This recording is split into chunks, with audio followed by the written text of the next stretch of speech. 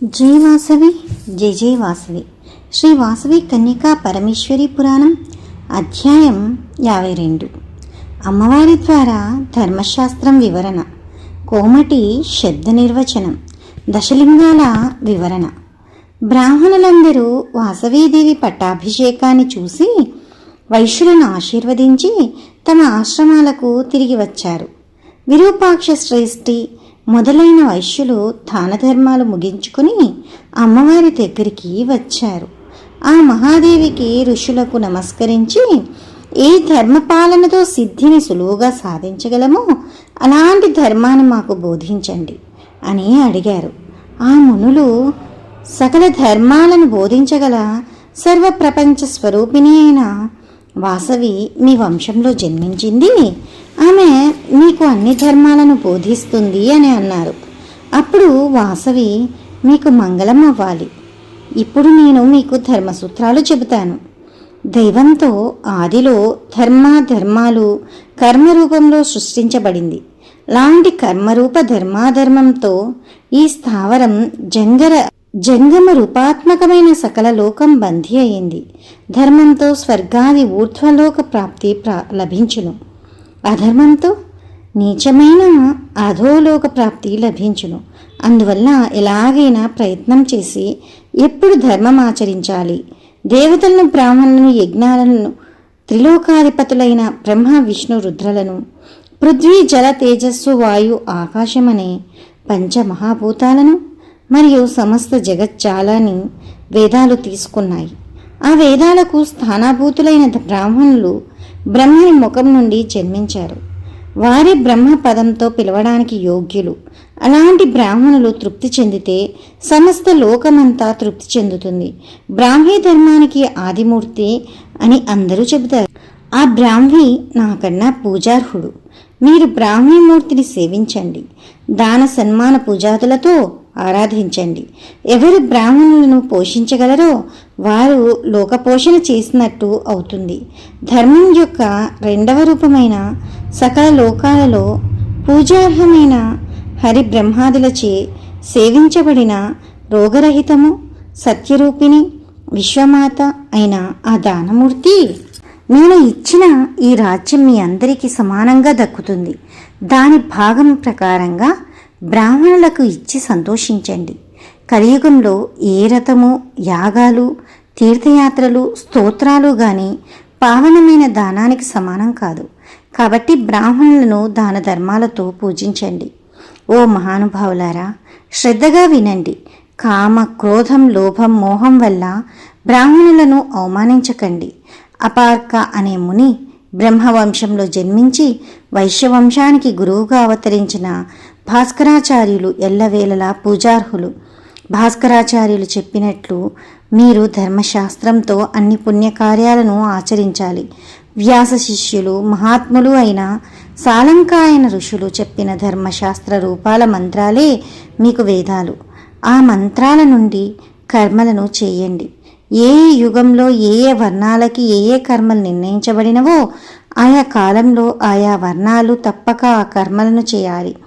అపరాక మునిలు మిగిలిన ధర్మాలను తెలియజేస్తారు అని వాసవి విరూపాక్ష మొదలైన వైశ్యులతో స్వచ్ఛమైన ప్రవర్తన కలిగిన పితృవంశాన్ని బాగా తెలుపగల మునిశ్రేష్ఠులచే చెప్పబడ్డ సంకేతాలను గ్రహించి వంశం యొక్క అభివృద్ధి కోసం సంబంధాలను పెంచుకోండి అని చెప్పింది. అప్పుడు విరూపాక్షదులు వైశ్యవంశాన్ని పునీతం చేసి, ఓ వాసవి, నీకు నమస్కారాలు. ఆ 10 సంకేతాలు ఏమిటి, వివరంగా చెప్పు అని అడిగారు. అప్పుడు వాసవి పిల్లలు, వంశప్రవర, గోత్ర ఋషి, శ్రేష్టదానం, క్షేత్రాలు, అఖండ దీపాలు, జపసంఖ్య, స్థలం, తటాకం, ఇష్టదేవత, వారు నిత్యం వీడవలసిన వస్తువులు, ఇవి వైశ్యులు సంబంధం చేసేటప్పుడు అగత్యంగా తెలుసుకోవలసిన విషయాలు. వైశ్యులు ఎల్లప్పుడూ ఈ లక్షణములను గురుమూలము నుండి గాని కులరుద్ధుల మూలం నుండి గాని తెలుసుకొనుము. ఈ విషయములను ఎరుగని వాడితో సంబంధము తగదని తెలుసుకొనవలెను.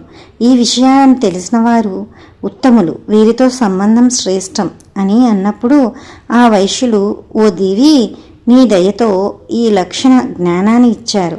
అయితే ఈ లక్షణాలు ఎందుకు వచ్చాయి? ఆ దశలింగాల కారణం మరియు క్రమం ఇప్పుడు చెప్పాలి అని అడిగారు. అప్పుడు వాసవి వైశ్యత్వం అనేది ఒక జాతి, అది మూడవ వర్ణం అని విశ్వవ్యాప్తంగా అంగీకరించబడింది. భూలోకంలో దీనిని కోమటిల కులం అంటారు. ఆ కులస్థుల మాటల ఘనతతో ఆ కులం పావనమయ్యింది. పూర్వంలో మీ రుద్రవైశ్యులు గోమటలు అని పిలిచేవాళ్ళు. గోలోకంలో సుఖంగా ఉన్న సురభిను ఆశ్రయించి మాతృభావంతో యాచించి అనంతరం ఆ కామధేనువును పూజించి వారు గోమటలుగా ప్రసిద్ధి చెందారు. గోవు తన గర్భంలో ధరించిన కారణంగా వారికి గోమటలు అని పేరు వచ్చింది.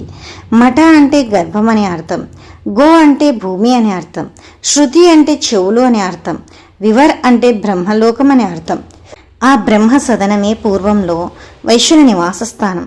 అనంతరం గోకర్ణ వివరంతో పుట్టిన వైశ్యులు గోమటలని ప్రసిద్ధులమయ్యారు. గో శబ్దం సత్యస్వరూపమైన వాక్యం.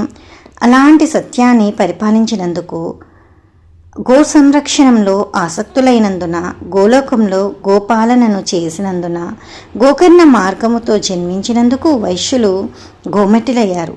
అందుకే మీ వంశం గోమటి వంశం అని ప్రసిద్ధిగాంచింది. మొదట ఈ కుల లక్షణాలను తెలుసుకోవాలి.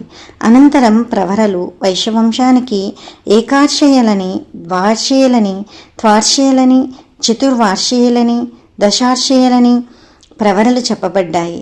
ఈ రెండవ లక్షణాన్ని బాగా తెలుసుకోవాలి. వైశ్యులందరికీ కూటస్థ పురుషునిగా గోత్రానికి ఒక ఋషి ఉన్నారు. ఇది మూడవ లక్షణం.